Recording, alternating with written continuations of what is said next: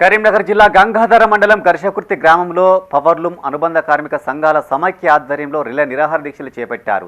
ఈ సందర్భంగా నేత కార్మికులు మాట్లాడుతూ గత 8 నెలలుగా పని లేక తీవ్ర ఇబ్బందులు పడుతున్నామని వాపోయారు. ఉపాధి లేక చేనేత కార్మికులు పెగడపల్లి మండలం మేక వెంకయ్యపల్లి గ్రామానికి చెందిన కార్మికుడు మృతి చెందాడని వాపోయాడు. గత ప్రభుత్వం బతుకమ్మ చీరల ద్వారా తమకు ఉపాధి కల్పించిందని గుర్తు చేశారు. ఇప్పుడున్న కాంగ్రెస్ ప్రభుత్వం కూడా తమకు అదే తరహాలో ఉపాధి కల్పించాలని వారు విజ్ఞప్తి చేశారు. ఈ కార్యక్రమంలో చేనేత కార్మికులతో పాటు వస్త్ర వ్యాపార సంఘం సభ్యులు పాల్గొన్నారు. కరోనా సమయంలో అందరూ అంత కష్టకాలంలోనైనా కార్మికులందరూ చేతిండా పనిచేసుకొని పిల్లా పాపలతో హాయిగా బతికారు. అంత కరోనానే అప్పుడు ఉన్నటువంటి పరిస్థితిలో కూడా మంచి హాయిగా బతికారు కార్మికులందరూ.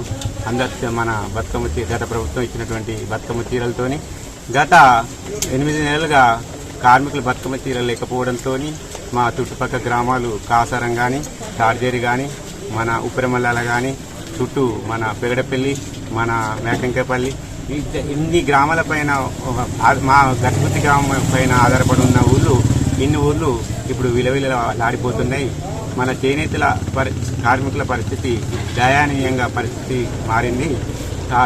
వ్యాపారస్తులు ఉన్న డబ్బంతా బతుకమ్మ చీరల మీద పెట్టుబడి పెట్టడంతో ఆ డబ్బులు రాకపోవడంతో కొన్ని రూపాయలు విడుదల చేశారు.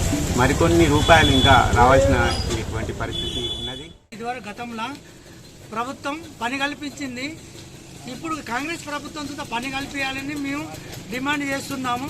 మాకు 7-8 నెలల సంది పని లేక రోడ్డు మీద ఆకలి సాగులుగా బతుకుతున్నాము. పని లేక దీనంగా ఉన్నాము. మాకు పని కల్పించాలని కాంగ్రెస్ ప్రభుత్వాన్ని మేము కోరుకుంటున్నాము.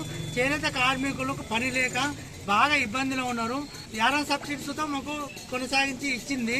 అదేవిధంగా మాకు నిరంతరం పని కల్పించాలని మేము ప్రార్థించుకుంటున్నాము.